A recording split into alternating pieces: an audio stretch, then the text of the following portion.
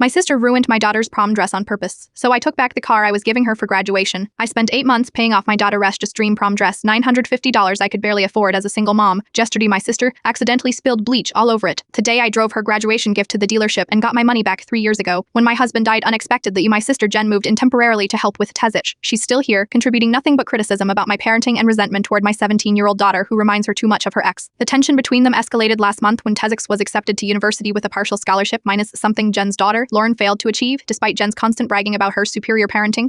I ignored the snarky comments and eye-rolling because family is family, right? Maya had been saving her waitressing tips for 2 years toward a used car after graduation. Last week I surprised her by matching her savings and finding a reliable Honda for $7,800. When I showed her the photo, she burst into tears and hugged me for the first time since middle school. It was worth every extra shift I'd picked up at the hospital. She doesn't deserve it, Jen muttered when Tevish left the room. Lauren worked twice as hard and didn't get half the recognition. Yesterday was prom dress final fitting day. Tazish tried it on one last time, a stunning emerald gown that matched her eyes perfectly. I took photos while she twirled, both of us giggling like she was 5 again. When the doorbell rang, I left to sign for a package. 2 minutes later I heard screaming. I ran back to find Highest standing frozen, staring down at large white splotches spreading across the emerald fabric. Jen stood behind her with an empty bleach bottle that had slipped from her hands. Oops, Jen said, not even trying to hide her smile. Guess you'll have to wear something from the clearance rack like a normal teenager. Maya locked herself in her room and refused to come out, even after I promised to find another dress somehow. Through the door, I heard her sobbing that she just wanted one perfect night before college. I sat at the kitchen table until 3 a.m. staring at my empty savings account and the car paperwork I'd hidden in my drawer. By morning I'd made my decision. Where are you going? Jen asked as I grabbed my keys. To fix this, I replied. 6 hours later I returned with a new dress, not as elaborate as the first, but beautiful in its simplicity. It had cost exactly $3,200, the amount I got back by canceling the car purchase. When Jen realized what I'd done, she exploded. You are giving Lauren's graduation gift to your spoiled brat instead. After everything I've done for you, I placed the dress carefully on Tassige's bed before turning to face my sister. Second, you've done nothing except take advantage of my grief for free housing. And third, yes, I am choosing my daughter's happiness over your daughter's convenience, the same way you chose your spite over her prom dress. Lauren will be devastated, Jen hissed. Where is she supposed to live at college now? In the dorms like Hathach, or perhaps in your new apartment, since you have 2 weeks to find one. Tonight, Tazis is at prom in her new dress. Jen is frantically searching Craigslist for affordable rentals, and I am enjoying my first peaceful evening in 3 years, realizing that sometimes the family you protect isn't always the family who shares your blood. Some things, like a teenager's confidence, are irreplaceable: cars, apartments, and toxic relationships. Those you can return for a full refund.